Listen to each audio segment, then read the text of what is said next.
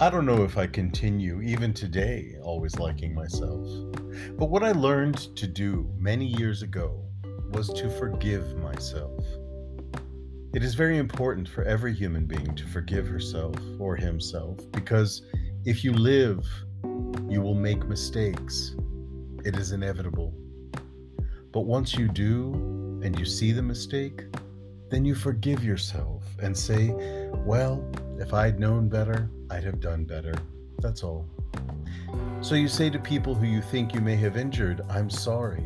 And then you say to yourself, I'm sorry.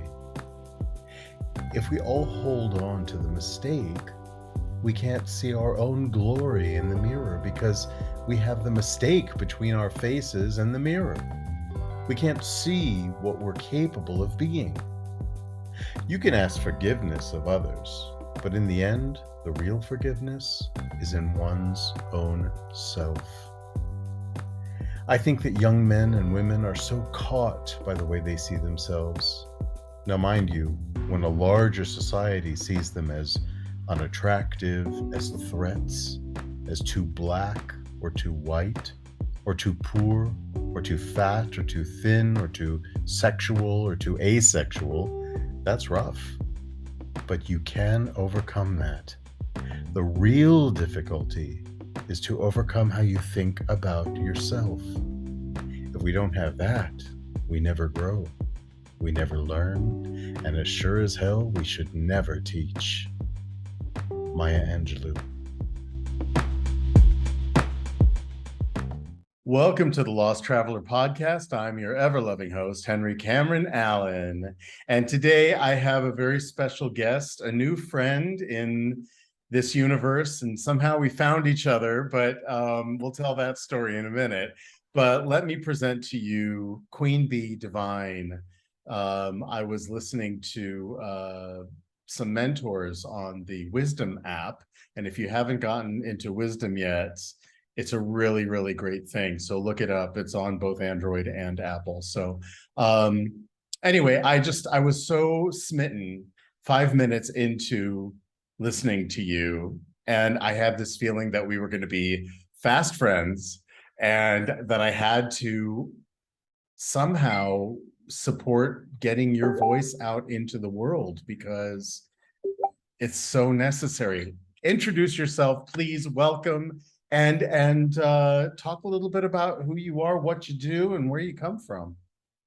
Thank you so much for having me and having this space. And just, it just tells me your vibration is so beautiful when we connect and we open and we find ourselves, we find each other in such beautiful divine ways. So thank you again. I'm Queen Bee Divine, and that name did not come easily for me, but I do always define Queen Bee Divine as the reason why I call myself queen is because I try and always do my best to connect with the crown chakra, which is the crown chakra. So when you notice that we have a divine consciousness that is greater than us and it encompasses the Christ energy, all these beautiful things that love flows through, you wear your crown, you notice your royalty. B is because my last name actually begins with B, and divine is because I have realized, which I'm no different from anybody else, is that I've just realized my divinity and I grab hold of it and I hold on to it with everything I have. So that's who I am, where I'm from. I was born and raised in Toronto, Canada. And that story is how I got to Vancouver. That's a talk, I tell you. But I was born to the first 4 years of my life is somewhat of a mystery. I'm not sure why, but we all have our family secrets, and that's apparently is one of them. But I have learned that my beginnings is love. We are all rooted to love, and that's the only thing that matters. So I walk forward in love. I was very blessed to have a very, at the time before my my ascension into using words of power, before that moment, my childhood was toxic. It was tough. It was hard. I can relate. But I've come to, as we grow and mature in this life, I realize that that they're just challenges to make me stronger. And as a child, I did not know that, but I realized that to the you know to the warriors that really want to make a difference, their path, as we know, is very difficult. So I take it as a blessing. Now I can look at it and go, I am blessed to have gone through all that toxicity. Yay.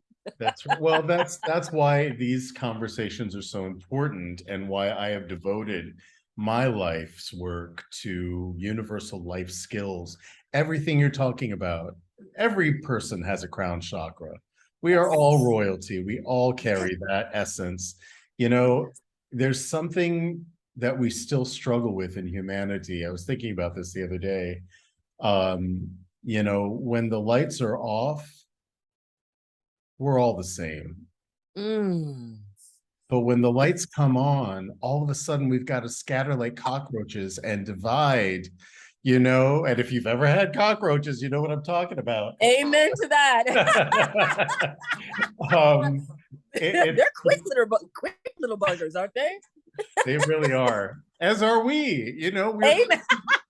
We're quick to Yes. divide. Well, they're our Aren't we? cousins anyway. We're all, everything alive is related. Did you know that we carry the same DNA as the plant kingdom?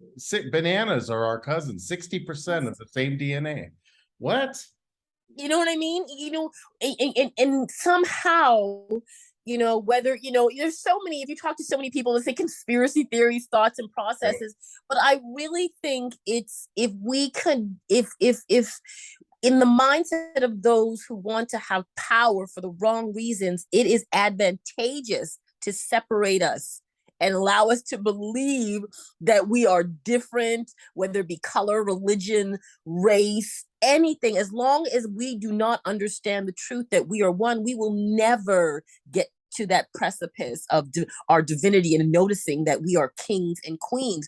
So my journey, thank God for my journey, and I say that sincerely from all of me, including the abuse, the sexual abuse, the molestation, living on the streets, and having to really see the shadows of life. I am truly blessed to realize that we're all one. We are, and these are the situations that carried me through. And and I used to have that ideal, because the ideal that that's people just they don't work, so that's why they're on the street. Oh, how dare you have do this to you, and then I realized when it hit me, I'm like, oh, I see what you're doing, God. You're giving me the experience to shut me up and learn. Instead of judging, just have compassion. That's Have so right. compassion. That's so, I was very lucky and very Mm. privileged to Right. have been born into a family, toxic as it was, that provided me with an opportunity to travel the world as a child. Mm. And I was able to witness the spectrum of the human experience, Right. from That's right. extreme to extreme, extreme poverty, extreme wealth. And I think it served me well in my work now, that I understood from an early age that we are one, that we are Mm. one being. And when we talk about divinity, that we Right. all carry that divine spark, not that we are separate from, but we are part of. When you shut out the lights, it's all one thing. And what we call God, or the creator, or the divine creative force of the universe, we're part of it. We're not separate from it, and whatever it is. And none of us really knows. We know how it resonates within our soul, right? Yeah. Yes. And has somebody who has, you don't know this, but I lost my son to brain cancer when he was 13 years old. And Mm. that's my measuring stick of Mm. everything else. What's the worst that can happen to me? The worst that could happen to me, I thought happened to me when I was a kid. Oh, And, wow. but Wow. then Wow. something even worse happened to me. And not playing a victim card, but Yeah. the point being that I now have something to measure everything else that's going to be thrown at me for the rest of my life. And nothing that I can imagine comes even close to that.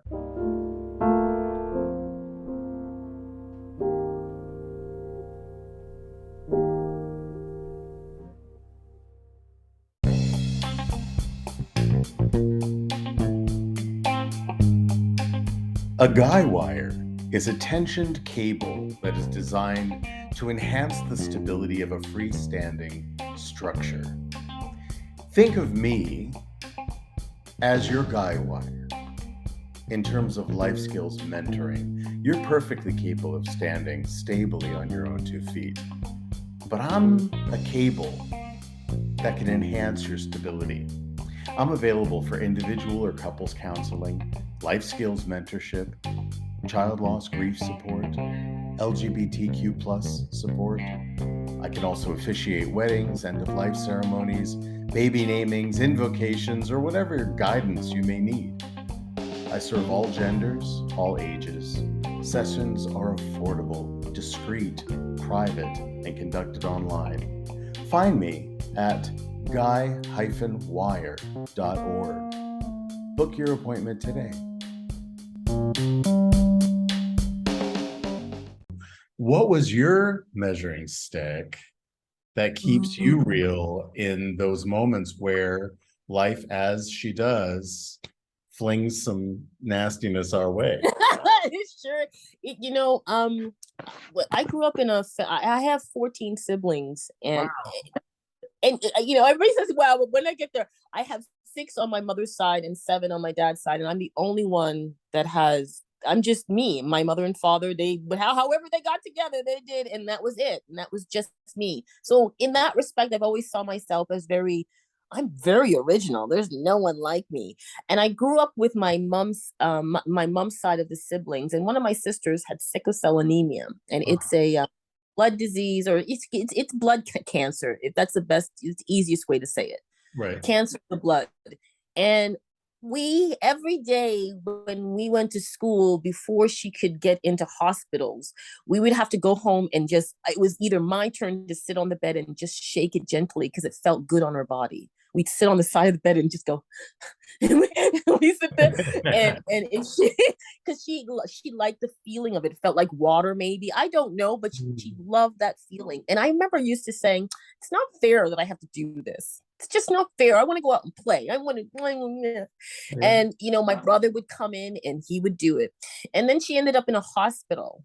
And this time I was probably in my teens. I had ran away from home already. I had been through the group home system. I had come out, as best as I could, and I used to visit her.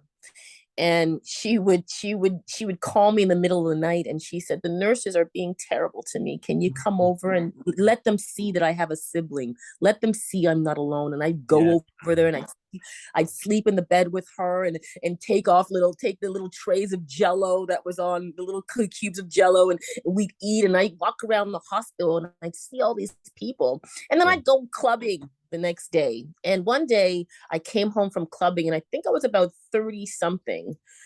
And she was about maybe 10 years older than me. Yeah, I think because it was so, boy, people are so funny. I'm trying to remember the age. So she was maybe about 6 or 7 years older than me. And I got a phone call. I called her, and she said, in her Jamaican tongue, she said, Sonia. I said, yes. And she said, how are you? And I said, I'm fine. And then all of a sudden, the alarms went off into the building, the fire alarm, because she lived in an apartment building. And she said, oh my goodness, I can't talk to you now. And I said, don't worry, I'll talk to you tomorrow. And she said, fine then. The next day, my mom called me, and she had died in her sleep. And it broke my heart. Oh, yeah. It broke it, just because she was my favorite sister. She was the first sister I met because I was born in Canada, and I'm the only one born in Canada. And she came to Jamaica, came to Canada to get better medical care. And I remember she taught me a lesson in that moment. I callously said, oh, I'll talk to you tomorrow. I'll talk to you tomorrow. And in the biblical sense, it said, tomorrow is not promised to anyone. And in that moment, I learned that today is when I give my love, Thank you. not tomorrow, not not any other moment, but right now. So when we have the opportunity to look at somebody and say I love you, know that it might be that last moment. And how do you want to live that last moment with someone? And when I heard you say about your son passing away, you just you say to yourself, in that moment, it is so important to say I love you today. I don't know what tomorrow may bring. I don't care if you're a little rascal today. I don't care if anything, you know what I mean? I don't care, Yeah. because we never know when God calls us to go do another service in another dimension, I call it, in Yeah. another place to go do love. So that was my moment where I realized that even in loving myself, love myself today, because I do not want to meet, if there is an occasion where I have to speak to God after this body has given out. I don't want to look at God and goes, "Did you love yourself before you came down?" I'm like, And no, I was everybody too, else. I was too And busy everybody. judging myself. I was too busy being mean. So that was my moment where I said, um, she taught me in her last moment to that tomorrow might not come. So love everybody that you can right now in this moment, because that's all we really ask for. Every single person that's walking on the street, every individual, every living creature just wants love. Recognize that life in everything, and be sure to ask God, even if my heart is corrupted by whatever it is, release that so I can love that person in this moment. That's so true. And, this anyone who's experienced a significant loss, I mean, all loss is significant to the Right. individual experiencing it. But I think when it's someone close to you, like a child or a sibling or a friend or a parent, grandparent, whoever, my journey really lifted a veil for me in terms of really seeing the fallacy of death for what it Mm, is. It's not, it's an illusion, right? right, right, right, I mean, even the science of physics teaches us that energy, which is what we are, cannot be right, created and it can't be destroyed. It just transmutes, it changes form, right. right? So what does that mean for death? That means Mm-hmm. that it's not real. Right, Energy right. that makes up the self with a capital S, Right. that just goes into a different vessel or becomes part of the one, part of the whole. Again, I remember Right. Cameron was about, I don't know, maybe 2 years old, and he was at that, point and name phase. He was in the back seat of the car. We were driving by this huge cemetery, and he said, "Papa, what's that?"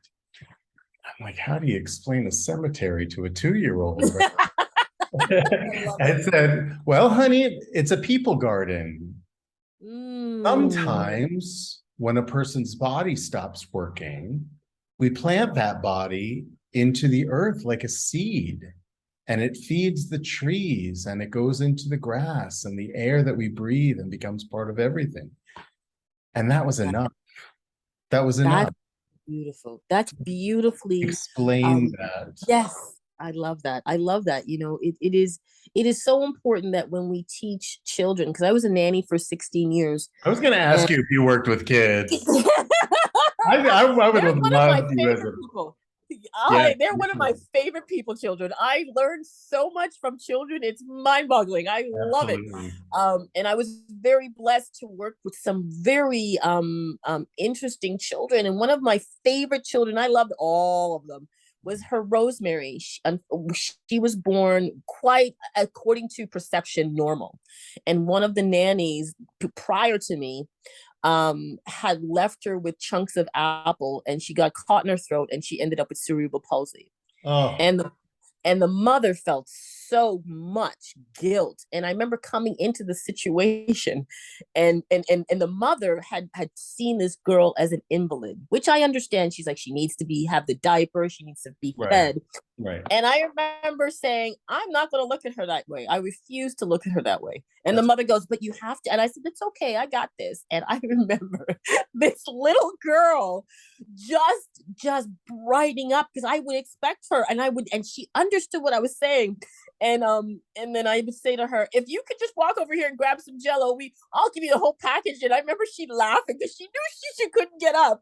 And she had this humor about her. And I remember she just clung on to me. And one of her favorite songs was Somewhere Over the Rainbow. And I would sing it for her daily. And I refused to treat her like an invalid. And her mom said, you know what? I've seen a difference in her.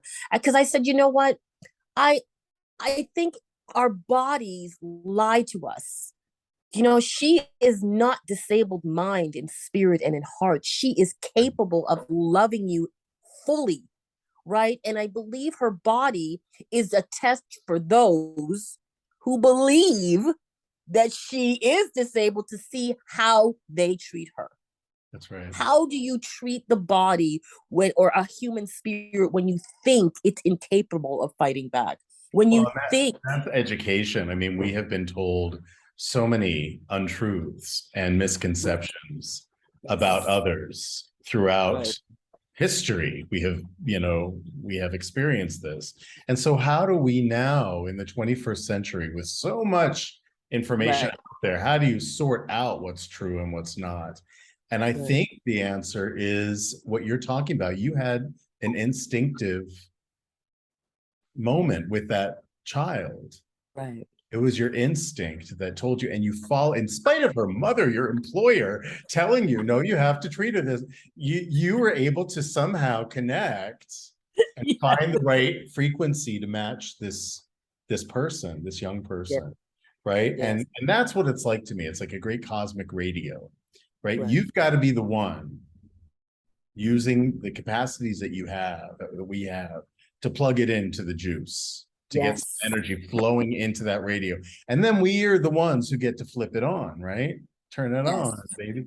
And then you start turning the dial a little bit this way, a little bit that way, until it matches the frequency that you are in this moment. And that could be a person, that could be your work, that could be a song that comes on. It could be a chat show. It could be share all day. It could be, music from the 60s and 70s. Right. Whatever you resonate with in that moment, and knowing that you always have the power to turn the dial if you're not Yes. matching with a particular song or a particular frequency. And that's the same with people, that no matter what I call diff abilities, DIFF Oh, abilities. nice. We're differently abled. We're not disabled. We label ourselves, or we are labeled disabled, but Right. I'm not interested in what you can't do. I'm interested in what you can do and what you are and who That's you it. are, right? Right. And everyone has value. Everybody. And Everybody.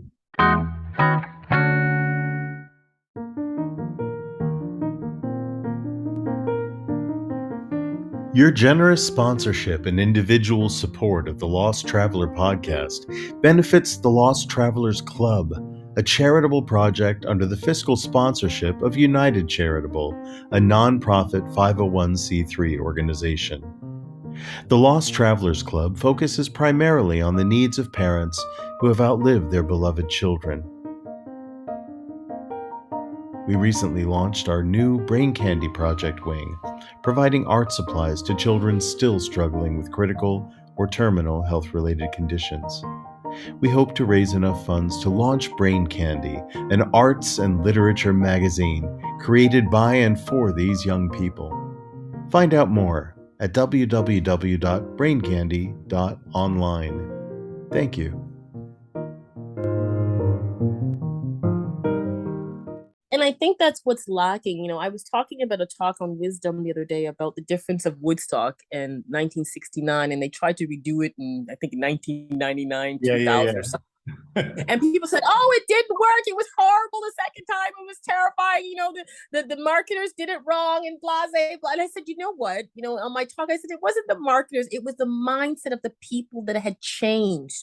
They Yes. had a different thought process back in 1969 where you could just walk. I mean, yes, it was full of a whole bunch of stuff, but they didn't, you know, it wasn't the worrisome of like, oh, I'm just going to go and sit down, and people sat down beside each other. Now we're looking at each other and go, are you even capable of sitting beside me? Do you wear the right clothes to sit beside me? Do you speak, your color of your skin doesn't match what I'm doing, and blase blase, and we get so lost in the divide. And I believe that is what is reflective of what's happening right now. We are waking up that we do not want to be divided anymore. We know the truth that we are one, and so many old foundations are crumbling, and they Right. should, because we now are awakened to the truth that, you know, thank goodness. I mean, technologies has its benefit. I can look at you now and say, hey, you know, let's talk. COVID woke me up. Like, if Yes. I was sleeping, it woke me up because I didn't have time to waste on things that didn't resonate love. That's right. I had a little bit of, I had, you know, we, whether because in Canada here, you know, they locked down a lot of restaurants and so forth and so forth. So you had to make your time matter. Right. You had to, and it was a blessing in disguise. And as we come through now, a lot of and it's unfortunate, but it's a good thing. A lot of people are separating, getting remarried, like, oh, I can't, I couldn't spend you. Oh my lord, I can't do that. And we're like, wow, look at that, eh? Some people are waking up, and it took that time to be in a space, however it came about, to say, look at your reflection. Do you like what is in front of you? And it's okay to say, I want a better better resonating person. I want to resonate love. I want to feel it. And people took a lot of courage to step out of their life, just like when I was a young girl and I ran away from my childhood home at 11. I woke up then and said, this is not going to happen, you know. And whether I do, I never blamed my mother. I took a long time to look at the self and say, okay, I grew up in this energy. It was sexual abuse. She married someone. I had to live on the street. But then when I got to the age of maturity, I realized she was just going through her thing, and she was doing the best she could Good from with the tools that she had. right. Absolutely. And it really laid the foundation that the tools that we have are only as good as we're willing to receive, right? So I want a better tool of love, so I had to put myself and my mindset in a better place so I can receive these things. And that's when I started learning that trees are just like me, just Yeah. in a different body, just in a different body. You know, I started respecting even the smallest ant. Like, even in my house, as crazy, sometimes my husband looks at me and he follows my, he goes, happy wife, happy life. You know, he'll take the ant and you put it outside. And I'm like, don't kill it, because I don't know who's in that energy. Let it go do its thing. You know, you know, when we realize our oneness, when we realize the vibration that we really want to resonate at, we will make changes. And yes, it might, it to look to some that, oh my gosh, who are you? But like, I always truly believe, if this vessel of me is not working correctly in amplifying what God has given me to give out, I'm not doing anybody anything, any service. So it's important to love thyself, and from that love, you will see the reflection of who you truly are. And if you don't like the reflection, you're welcome to adjust the mirror. You're welcome Because to you know say, what? We yes, require humans, we require a mirror to yes, see our own face. yes. Yes, very so. Like, even in a car, Need when you that drive, reflection. you see your rear view mirror, and if you can't see what you're seeing, you got to adjust it, because you want to travel down the road of life safely. You don't want to hit another car, so you're adjusting it, and you're adjusting your side mirrors because you want to flow down the road in safety. And I think that's how we should always be adjusting and looking and transforming and asking, and whatever resonates with you, whether it be a religion, whether it be whatever resonates with you, I say, go for it, because I'm sure God, I can't speak for God, but I feel God. God just wants you to come to the light. Come to the light, babe. Come. Just come. Come. The God don't care if you got one day. Just come. We'll figure out the stuff later. Be the light. Be the Yeah, light. You be the are the, light. there's that saying, I can't remember who said it, but that your cracks are where the light gets in, Yes. right? I disagree with that. Oh, I I think love it. I think the cracks are where your light, your inner light gets out to the world, Yes. you That's know? beautiful. I love that, And because the it's very, rearview mirror is such a great image too, because you got to watch your past. You can't live back there, yeah. but you got to watch it or it's going to come up and hit you from behind, right? You Yes. got to keep it in check. Make sure that you're enough distanced from it that you can Yeah. recognize, and it's all in your power to make that Yes. adjustment. I like that. I also love the trees analogy because we are like trees and we are related to trees, on Yes. the great tree of life, when Yes. all of life was just a single cell Mm, manifesting, right? mm, And then we started to develop and evolve in our form, right? And I see it as the great tree. And one branch went off to the plant kingdom, and the other branch went off to the animal kingdom, and all those different branches on each one. Uh, right. and a tree builds up a bark to protect its vital Mm, core, mm, those juices of life that flow at its core that are vital and make it alive and be able to put oxygen out into the world for us to breathe. We do the same thing. We build up a bark around ourselves. For me, I was morbidly obese for years. That was my bark. That was my protection. mm. What was your bark? Oh, well, my bark, that's a very good question. And thank you for asking it. And I'm being honest, I'm stalling to think of what my bark was. I feel like I had so much bark. That was some thick bark. I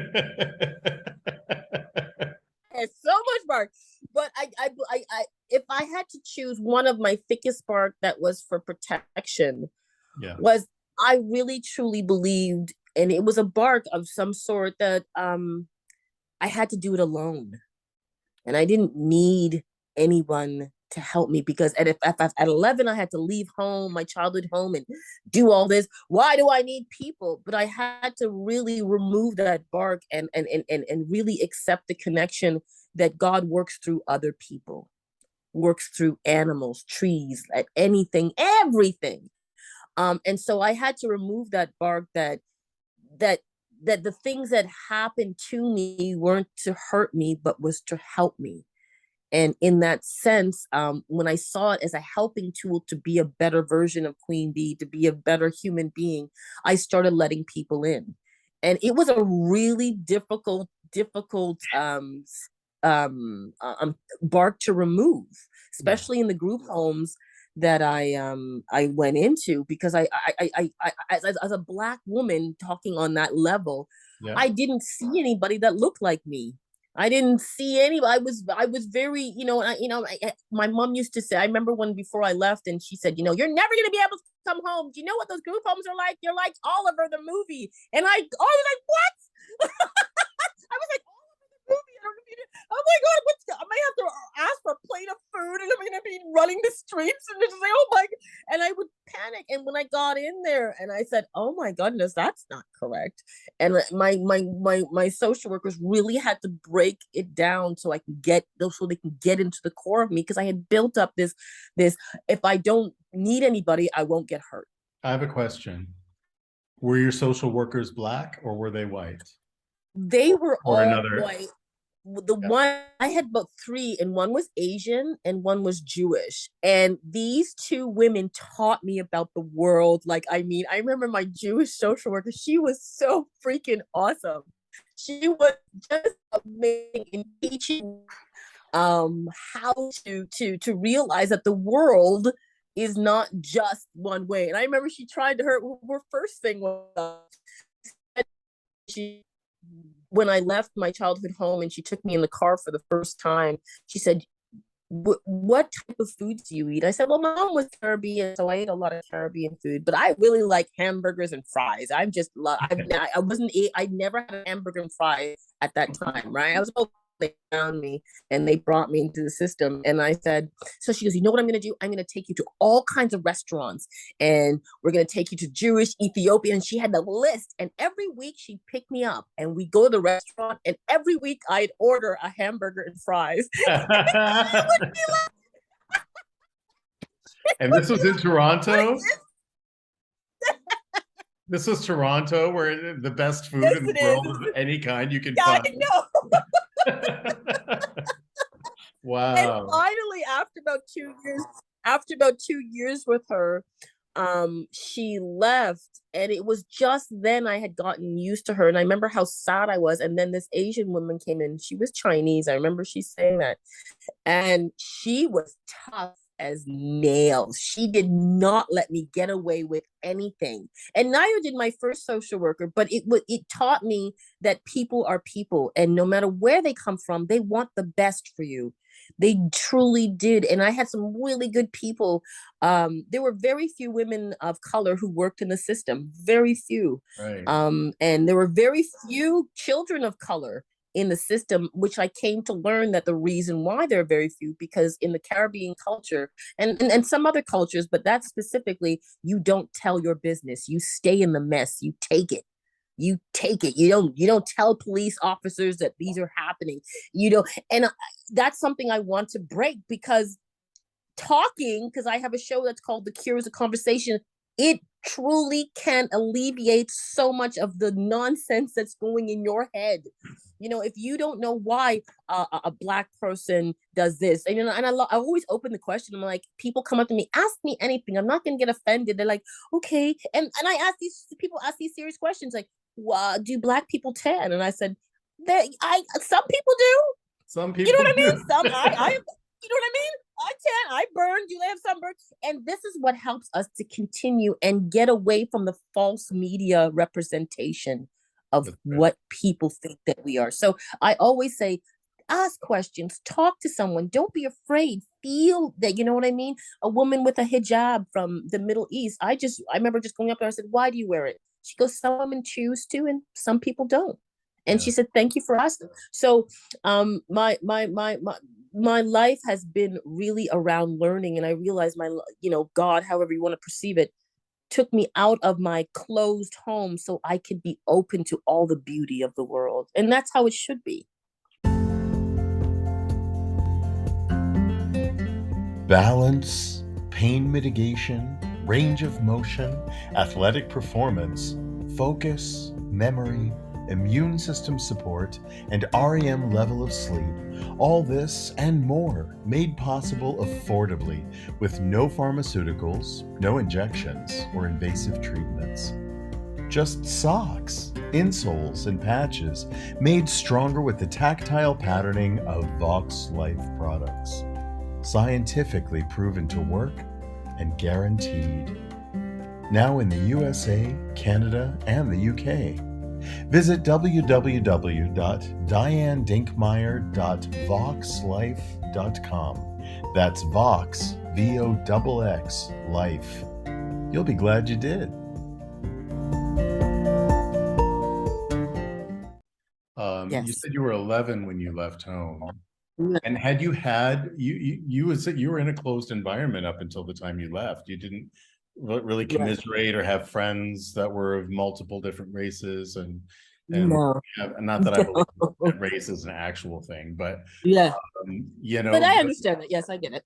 but there's I can imagine it's like Dorothy stepping out into Technicolor, into a Technicolor Yes. world that is just awe-inspiring. And was it scary? Was it shocking? What was the biggest surprise? It was very shocking because my up until that point I had all black friends. I lived in a black community. The school we went to was probably 80% black, just because of the people that lived in the area. There was probably one black teacher in the school. So I was always surrounded by what made me comfortable at the time. And once I went into the group home, I remember, and I laugh about it all the time. When I got into the group home, they listed all the things that you had to do. And they're like, okay, every week when we check your room and your room is clean, we'll give you $5 for every day your room is clean. And I went, what? You pay me to clean my room? Are you kidding me? My mom would never have that. I was like, no. So, and then, I remember things like, um in the group homes there was one couple who was they were basically flung out of the 60s, and they loved the Grateful Dead. That's all they listened to. That was all I listened to. The whole house was covered in the Grateful Dead, and they had a dog, and that was something I wasn't used to. I was like, oh my god, you have a dog in the house? That's insane. And I remember the first day I sat down to dinner, and normally Caribbean food is really, at least my mom was very centered around root vegetables. She Yeah. made everything from scratch. We didn't have junk food. And I remember we didn't have spaghetti and all that stuff. This is not what she had. And I remember sitting at the group home table, and they called us all for dinner. And I looked at the food, and there was this loaf in the middle of the table. And I said, what is that? And she said, that's meatloaf. I'm like, what? Meatloaf. That's, and she's like, well, and then the kicker was, after dinner, everybody, you put ketchup on this loaf of meat, with the potatoes. And I was like, okay. And after they were done, everybody in sync would put their plate on the floor for the dog to lick. And I remember going, what is happening to my life? And after you realize, yeah, they wash the dishes, and then you get used to these things, and I started opening up to myself and learning all these different ways, spaghetti and meatballs, and I started to learn just that people, it's the same food but just mixed differently. Yeah. Do you know what I mean? It's the same thing. And in even in my own culture, I got backlash because I was considered, and this is just a term, it's not nothing, whitewashed, because Mhm. it seemed I had lost my roots. And I remember telling people, I Mm. didn't lose my roots, I deepened them. Thank you. Oh, I that's such deepened an them. important message. That's such an, I've been studying for the past, I don't know, 3 or 4 years, deep diving into my DNA and into my Right. genealogy. And I am finding connections to all people all around the world. I was able to even find my African roots, which is Wow, that's amazing. that's a mind-blowing thing when you are everything about you says European, right? Right. I'm part of the Eastern European diaspora after, Yeah. actually it was before World War I even. My people came to Wow. America in around 1900, from Ukraine and Romania and that part of the world. But I have Right. no Ukrainian and no Romanian in my DNA, but Wow. generations of my family lived there and nobody knew where people originated from. The most Wow. concentrated DNA I have is Roman, but I've got Right. Spanish, and I was going back and back and back. And this is now thousands of years, right? And I was able to find this website that really tears it down to where your foundational DNA came from. And mine came, Right. like every other human being on the planet, East Africa. Right. And I know the Mm, tribes. I can right. name Wow. you about a dozen tribes that are in my blood. I have a birthmark. You can't really see it, Right. on the screen, but a little patch of tan there. And my grandmother, mother, Wow. who was this conservative Bronx Jewish New York, kind of classic grandmother, Right. she used to point at that and she'd say, "That's what's left of your Africa, honey." That's what's left That of little y'all. patch of melanin on my elbow, Right. we all have it. And Right. if that isn't an indication of, the miracle that we've been able through science to look at the past journey of humanity with clarity, with Right. validation, that you and I could be cousins, Amen. Yes. Yes. that we are all blood related. If we just Right. started there, recognizing that we are every single person. I don't care if you're from Saudi Arabia It or doesn't matter. Africa, Uganda or Cuba or Jamaica or Brazil or Canada. We are all blood related, way in the way back. Yeah, in the way, I love that, in the way If we back. Yeah, started at the foundation of the house, right. then we can go in and repair the damage to the foundation. Mhm. You can, Yes, that's right? You can rebuild a foundation and easy. Yes, very prevent the true. And house from collapsing on itself, yes, yes, right? that, that's very true. And I love how you say that, because there is a, I can't remember the quote, who wrote it, but it's not my quote. But if we stop pulling people from the river and go to the beginning and find out why they're falling into the river, I can't believe then you're saying this to me. You know, that's what my son, who he was 13 years yes, old, passed. He was right. 11 when he was diagnosed. And he used to say, Papa, why is everybody racing for a cure? Why aren't we looking for the cause? Oh, that's it. And That's he it. said, it's like there's this river of babies float, the babies are drowning in the river. Everyone's running back to the village to get the nets, fish the babies out. Yeah. We're going up to find out why they were thrown in the river in the first place. Hello, Yeah, talk about stream of consciousness right now. yes, that's it. That's the beauty of it. And I believe that if we can just go back to the beginning and say, okay, see, this is why we're falling in the river, we can avoid so many different things. But until we are courageous to realize that that the river needs to continue to flow, and we shouldn't be standing in the middle, but going at the beginning and teaching from the beginning, teaching children, teaching them, love one another, and continue that energy all the way through their lives. For me, the great universe thought the best way I can learn that love was to leave my childhood home at such a young age. I guess they thought, you got it, you can do this, girl, you got this, you're, and I'm impressed by that. Sometimes I disagreed when I was younger. I'm like, are we sure we're on the same page, God? But I was good because I really had a lot of people, and because I was open to everybody and any person, and when I came to dating, I was open to meeting all cultures and all races, and I was inundated. I was accepted, for the time I was in a Jewish family, and they taught me all about the Jewish Seder. They took me to the Yeah, synagogue. They taught me all these things, and they, when they sat down, and they, the matzo balls represent this, the salt water represents this, and I'm like, oh my goodness. So when I went through my whole, and then Chinese, Asian, everything, so when I got to about 2030, I had went through the world without going through the world. that's And I amazing. had learned that because I had an open heart. And people like, how come you know so much? It's because I'm open to so much. That's I right. don't protect myself in the sense of, I think you're bad. It's a feeling, it's an intuition. If I feel like something's off, I'll open my eyes a little better, but I won't close them. Right. I'll be like, okay, I got you. I'm watching you in my sight, but I'm not going to be close to that, because God is the ultimate protector. Love is the ultimate protector. And I learned the value of life. Um, I learned the one thing that taught me the value of life, besides my sister just disappearing at just in the middle of the night, so to speak, was when I had an abortion, and I realized what Mm. a disservice I did to the light. I wasn't chastising myself, but I had to look at it and saying, wait a minute, who taught me that life began at this? Life is life is life is life is life. That's And right. that is why I made a decision. And I wrote a book about it.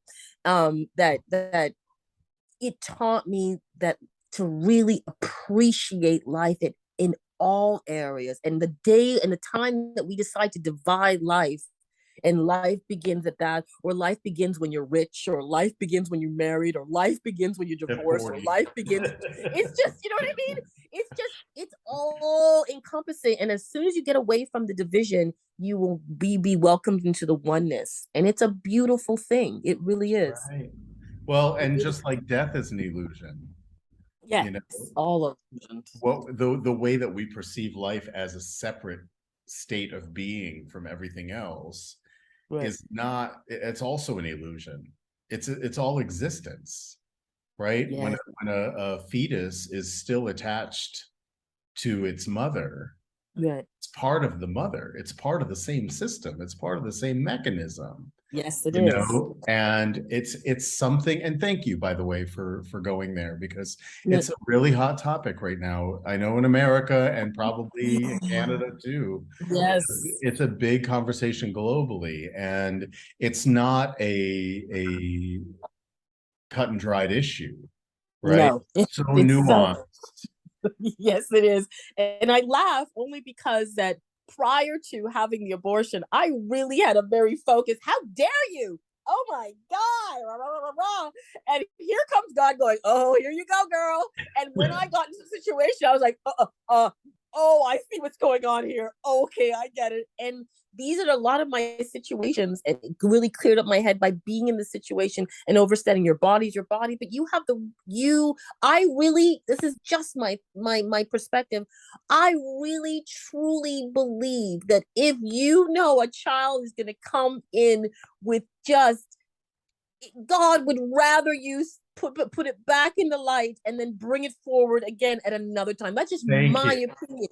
That's That's just a my beautiful opinion. way of looking at it.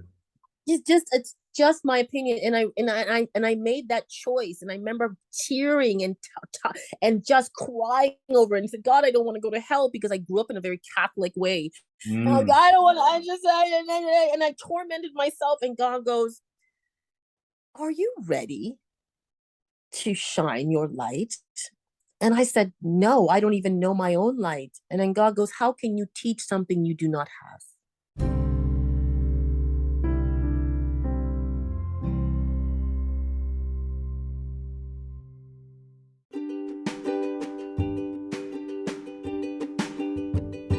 Shadow and Light LLC was established by Dave Roberts and Reverend Patty Farino, co-authors of When the Psychology Professor Met the Minister. Their mission is to empower individuals to transcend life challenges by integrating spiritual practices with psychology to achieve peace.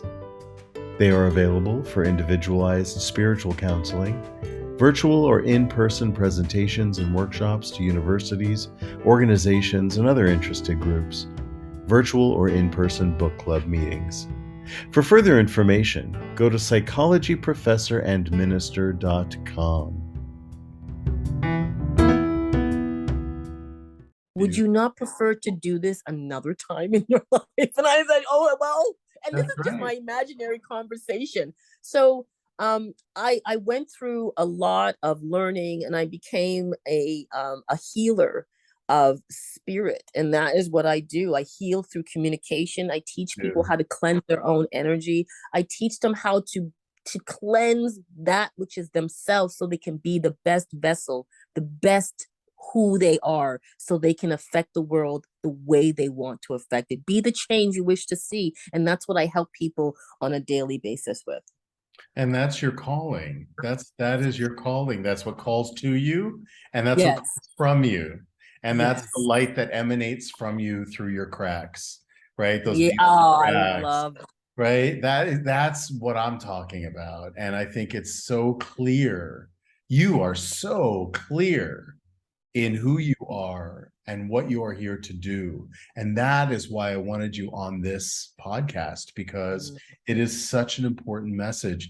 We have now listeners over 2,000 in 33 countries around the world. Congratulations. And well, but that's just to say that this Right. vibration is going out very Oh, broadly, exactly. It's work, exactly. And you that's know.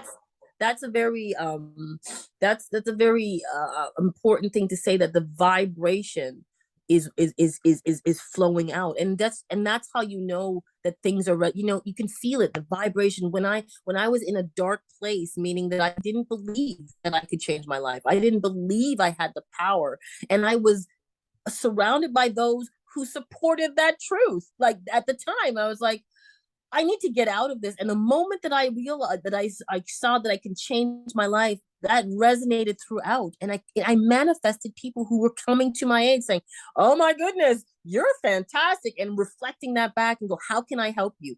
tell me, how can I help you? And I'd be like, okay, this is what I need. And it's beautiful. And it really is true that when you change not only your mindset, where the mind goes, the body follows. It's very, very true. And the Very true. frequency is put out there. Yes. The people that Yes. I have connected with globally in the last Right. just 4 years has been tremendous. And out of the blue, unexpected moments. There's this one young man, 28, just my son's age. If he had lived, he would be 28 now. Mm, He lives in Kampala, Uganda. right. And at a young age, he felt the calling to be a helper of vulnerable kids, orphaned and vulnerable children. Mm, He rented two small rooms in a house in the slum, and he essentially adopted 32 children, ages 2 to 14. Can you imagine? oh, I love And out of the blue, that. Right. unbeknownst to me, I wasn't looking for it, but a friend of mine in Massachusetts said, Henry, you should meet Bugingo. I think you'd be a really great connection. Wow. So we connected on Facebook, Bugingo and I, and he was barely even grassroots, below the Mm, grassroots, like below okay. the roots. He Right. was still planted in the earth. He was still a seed. Right. And we just started talking. And I was asking him about his dream. What did he envision? Right. And it just started pouring out of him. Mm. And I was able to, I'm not here to save anybody, even though I have a savior complex. I own that. I want to save everybody, but I I know I feel you. can't. I feel you. But the people who have a matching frequency, who find me and I find them, and it's right. I Yeah. know that I have some skills. I know how I have things that I can do to help. And I'm here to be a helper. I'm not here to be a savior. I'm here to be a helper. So I Love built a website for him, and I just started talking about it with people. And they're going through a tremendously difficult time right now in Uganda with famine that. and drought. And over the last few months, I've been mentoring with him every single day. He teaches me a lot too. And Oh, wow. the roots now are taking hold, and there's some green starting to emerge Ooh, up out I of this love earth. And it's a very special thing. And it was unexpected. I would have never, I've always been aware. I've been studying African history. There's this great right. YouTube channel called Home Right. Team History. Go look it up, Home Team History. I'll put a link Okay. in the description too. And it's Thank all you. about African history. Wow. And I think every human being on the planet needs to learn about African history because it is our history. It is our homeland, our motherland. Every Right. being needs to learn it, and it tells us who we are. Mm. And so I was already doing that, but that provided me with fertile soil to be able to help his growth with a degree of understanding that I wouldn't have had otherwise. So, you know, this is the message for everybody. Trust your gut, trust your That's right. instinct, Yes. trust your instincts, because Yes. 98.9999% of the time it's right. Yes. Right. It's So how do you in the last bit of time that we have here, and I can't believe it's been an hour. you believe Uh, that? It's just like you. I feel like we've barely even just started. I know. You're gonna have to come back because this is I a would love to conversation we have to anytime. continue. Love Um, to. I want to know I mean, you said that you got it from absorbing, and learning from people around you who came into your life,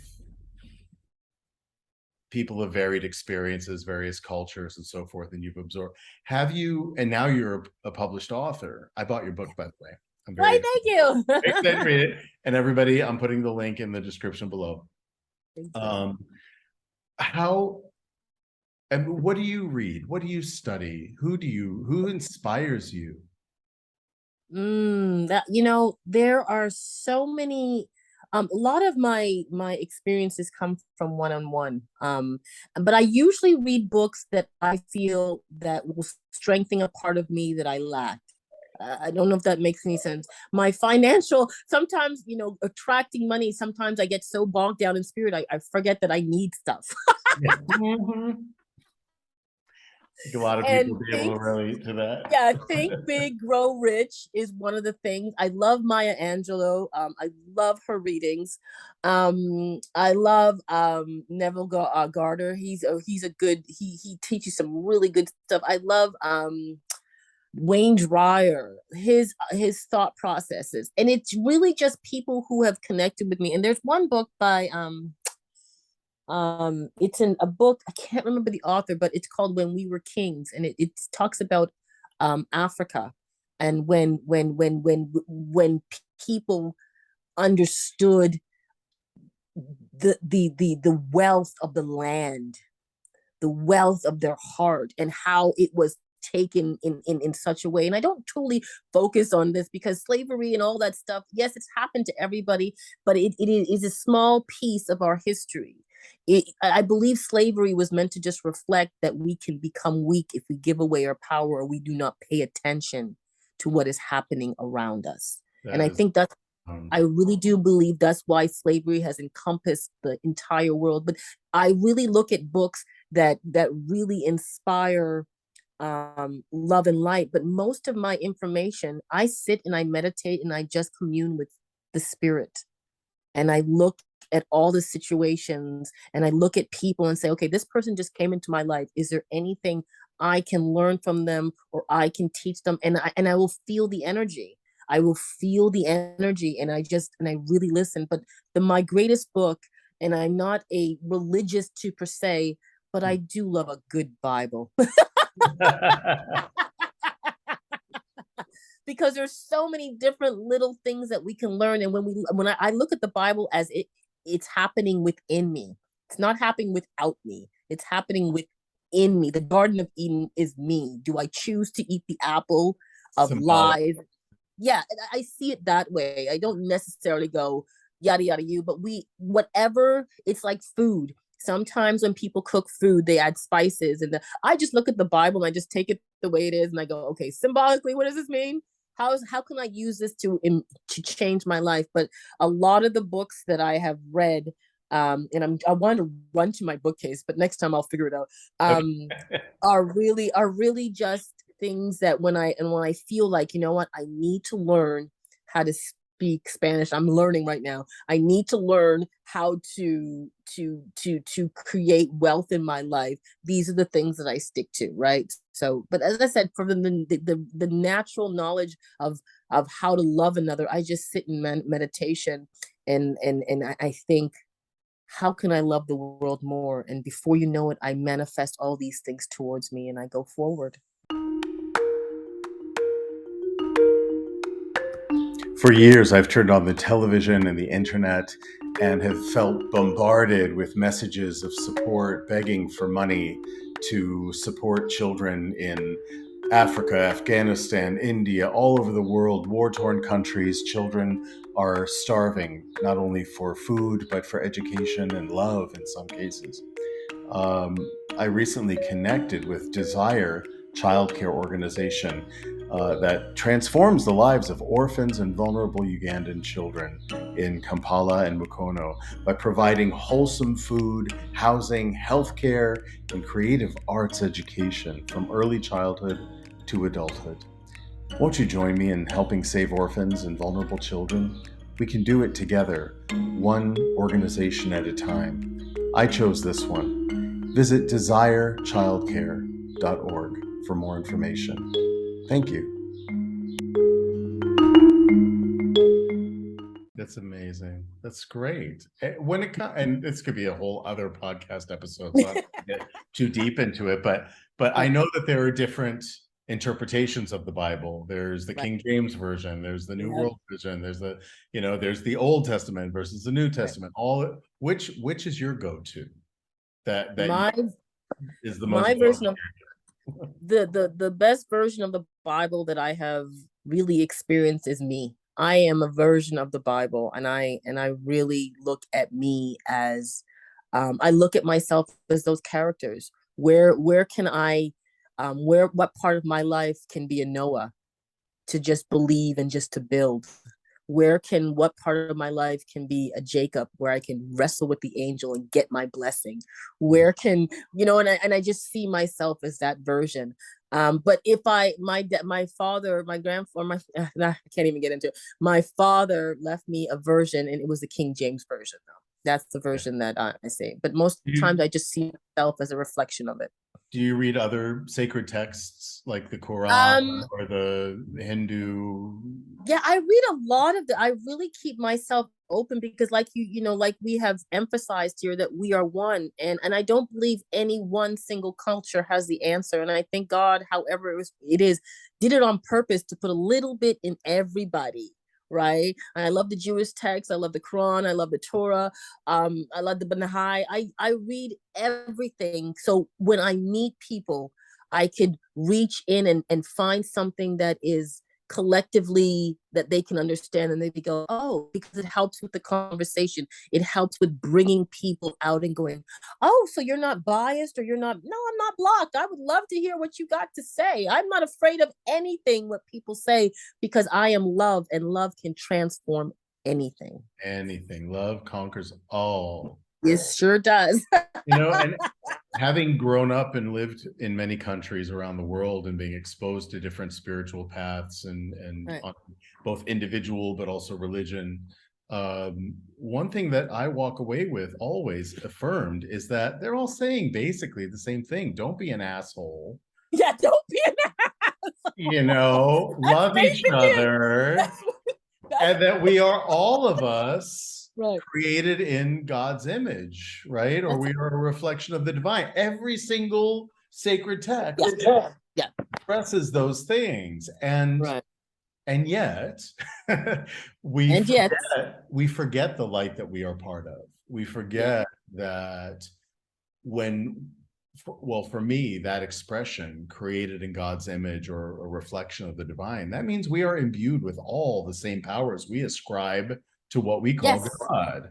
We have the Yes. power of creation, we have the power of destruction, we have the power to guide, we have the power to lead, we have the power to move mountains, We sure and do. once we recognize that divine power within each of us, then we can start to see it in others. But it has to come from, and this is like you were saying, the gift of this pandemic is Right. that we have been forced into an inner monastery in a way. This Yes. Very this well said. this cell of introspection, this Yes.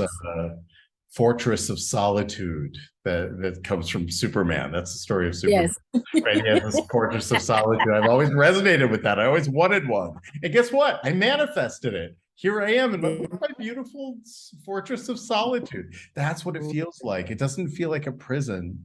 It feels No. like a place where I can retreat into myself with a capital S, also Right. Superman, and and connect with the source of Yeah. all, the source of one, the source of everything.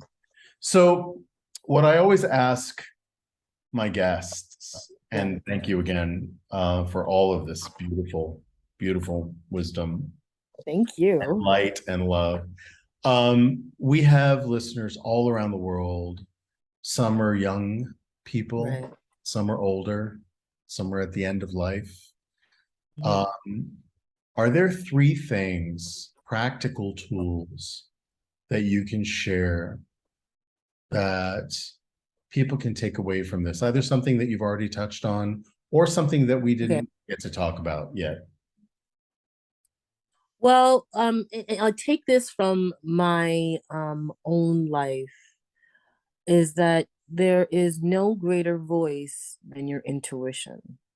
And I always say the way that I honed my intuition was, it's just a simple thing. And one thing is, if like, how do I get in touch with my intuition? One thing that I do is I try cooking without a recipe. Yes. Don't cook without a recipe. Feel the food, feel the energy, and you'll learn to just trust that. And eventually you will cook a perfect meal and you will get in. And that helped me get in tune with my intuition. Also, is that every night and every morning I get up, I look into the mirror and I say, I love you, I love you, I love you, and you got this. And there were times where I heard a voice in the other head go, I don't love you, I don't love you. If you hear that voice, just speak louder and say it as long as you need, and every day until you hear one single voice that says, I love you, I love you, I love you. And the last thing that I do daily, so I don't get lost and have my head up my ass, is that is to show gratitude all the time for the most simplest things, for waking up, for having a sheet, for having a house over your head, to having a bed, to having shoes. Just be grateful, and the universe will always give you more, because who doesn't want to give some more to people, or someone who is grateful for the little things? So just be grateful, tell yourself you love you, and listen to that inner voice, for there is no greater voice, because God speaks there. God speaks there. Beautiful. The more you hear something, the more you're apt to believe it, even if it's from yourself. Yes. Even if it's Yes. maybe most especially if it's from yourself. That Yes. that's what resonated to me about your book, Right. Intermindvention. That's what it is, an intermindvention. And I just touch on the reason why I call it intermindvention, because your mind is like a garden, and we have to be very careful of the seeds that we plant, the seeds that are sown in there, because it could grow into a wild jungle that there's crazy wild animals in there, or you can really learn to prune and keep it gorgeous and keep it awesome. And that takes conscious effort, being aware of what is surrounding you. And so that's why I call it intervention. It's called junction and intermindvention. And junction is a place where we meet, and we meet in the mind. So let's keep it as beautiful and full of greenery as we possibly can. Beautiful, beautiful. Well, again, I will put a link to that in the description, along with your biography and Thank the other links you. that you shared with me. People can find you on social media, and you Yes, are posting Instagram, wonderful, wisdom. Yes. inspiring YouTube videos that I've watched. I love doing them. I enjoy doing all of it. I really do. I love it. I love it. I love it That's all. so great. And we love it. And we love Thank you. you. And you need to Thank keep you. this up. And anything I can do to help push you out there into the spotlight even more, because you're doing it. Thank you so You much. don't need you don't need me, but you're doing it. And I'm proud to know you. I really Thank you. You know, I'm so glad we connected, because the Lions Gate, which is a gate of energy opening on August 8th throughout the thing, it really pulls people towards you that will help towards your future, and you will have in the future. So us meeting on in this specific time frame, between July 28th and the end of August, it means a lot. It means that we are going to do a lot of things together, and we can affect the world in a positive way. So I'm so excited to see what we can create together, and putting our light and love together. and we're both owls. Yes, yes, we are owls. Yes, check I'm me gonna out put a on link Owl. I here. love it. I love it I too. I haven't had anybody, listeners, mm, if you want to have some time, and it's not expensive, you just download the Owl app. It's O double L, no, A O double W double L. O W yes. W Yes. is the name of the app. It's on both Android and Apple, and it's a bunch of people who are professional mentors and guides in the world on many different subjects. And if you loved this episode of the Lost Traveler podcast and you want to spend a little personal one-on-one time with Queen Bee Divine, go find her on Owl. All right. Thanks again, Queen Bee. Much love to you. Thank you. Much love. And Thank you so much. And thank we'll you talk so again. much. Yes, we are. You keep your light shining, and we will connect in the sky. You know what I'm saying? Yes, we will. Or You at have least a on good the one. internet. You too. Okay, bye bye, brother.